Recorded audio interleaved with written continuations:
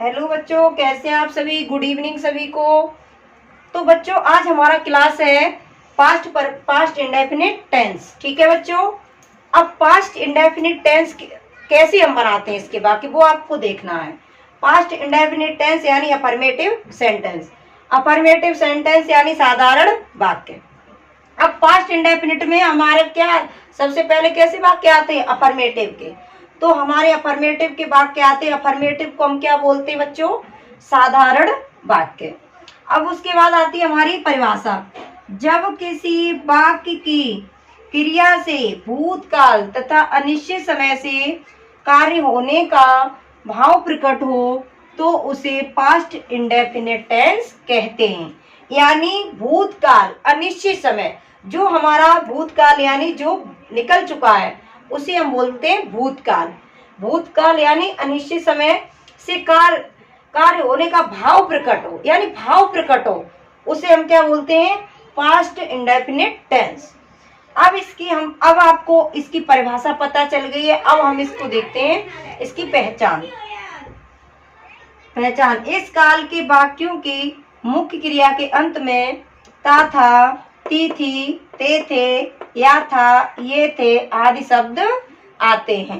तो बच्चों नोट करते जाइए। ठीक है बच्चों, डेली डेली बताना पड़ता है वीडियो में। आप सुनते नहीं हो, फिर क्लास में बोलते हो कि मैम मेरे को याद नहीं रहा। तो ऐसा नहीं होना चाहिए, हमें डेली डेली वीडियो में नहीं बताना पड़े। तो अब इसकी हमें पहचान भी पता चल गई। क्या है वाक्य के अंत में, ता था, ती थी, ते थे, या था, ये थे आदि शब्द आते हैं। अब इसके बनाने के रूल क्या होते हैं वो हमको देखना है।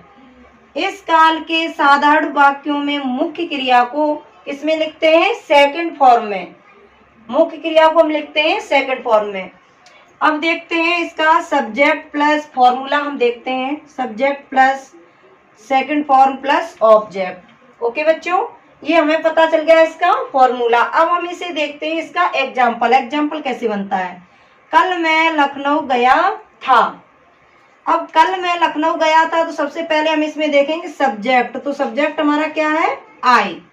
अब जाना कि सेकंड फॉर्म, भाई इसमें क्या बोल रहा है फॉर्मूला में कि मेन वर्ब की सेकंड फॉर्म।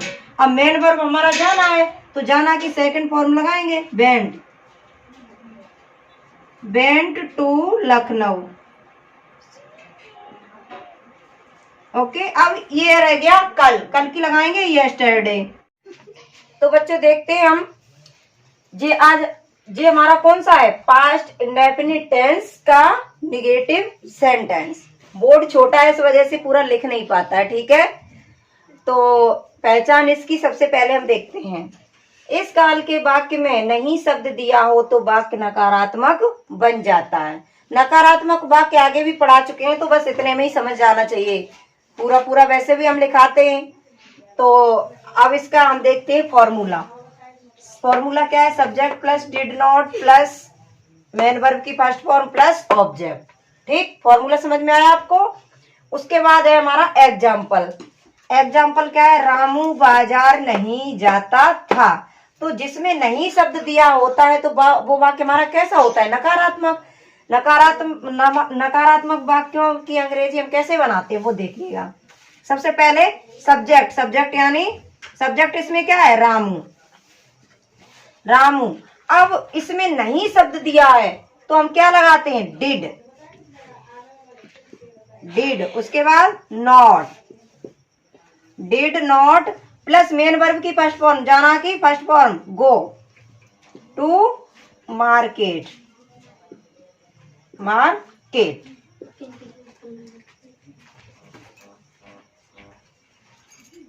तो देखते हैं, अब ये मैंने आपको फॉर्मूला समझा दिया, इतने में समझ में आ जाना चाहिए आप लोगों को। ठीक है, तो अब इसका हम देखते हैं इंटेरोगेटिव सेंटेंस यानी प्रश्न सूचक वाक्य।